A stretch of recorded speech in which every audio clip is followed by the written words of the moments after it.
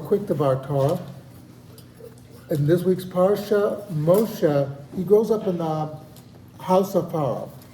He grows up in Pharaoh's house as he's considered to be a prince, an adopted prince. And then he decides he's going to go out and take a look at what's happening with the Jews. He knows he's Jewish, but he's disconnected. So he wants to go out and see what's going on with his people. And as he's walking around, he sees an Egyptian beating a Hebrew slave. Then the Torah says something very interesting. He looked up and down, and he did not see a man. He saw people. Saw people walking this way, that way, and talking to each other. What he didn't see was somebody who would take time out from their time, from what they're doing, to say this is wrong. So he realized that he had to be the man. As it says in Pirkei Avot, if you're in a place where there are no men, when you're in a place where there's no people, so to speak, you be a man. Moshe at this point, he was one of our most reluctant prophets. He was one of the most reluctant leaders. He didn't want the job. This is very clear at the sneh, at the burning bush. By the way, that conversation took 3 days. It took 3 days for God to convince Moshe, yes, you're the one. You're the one I want to lead the Jewish people. And it was probably because he didn't want the job. Like the Torah says, he looked up and down. He was hoping somebody else would do the job, but nobody else was able to.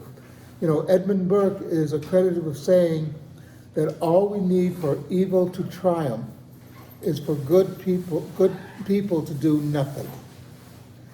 And then evil will triumph because there's nothing to stop them. As I mentioned, as many of you know, I was in Bulgaria in the month of October. And a very interesting story about Bulgaria and the Holocaust. Jews from Bulgaria proper were never deported.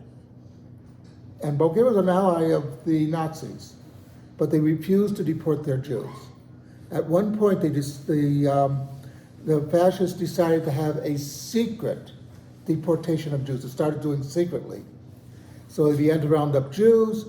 The metropolitan, or the head of the Bulgarian Orthodox Church, found out what they were doing, went to the railroad yard where the Jews were supposed to be getting the train. He laid down in front of the engine and said, there's only one way you're moving this train. It's over my dead body. And everybody there stopped, and they realized we can't go against him. Again, where there was no man, he became the man. And this is something important for us to remember. We have to be the man. When we see something that, somebody's cheating in business, we have to tell them, hey, you're cheating in business. And because also, one of the things we always have to remember, that what one Jew does is a reflection on all Jews.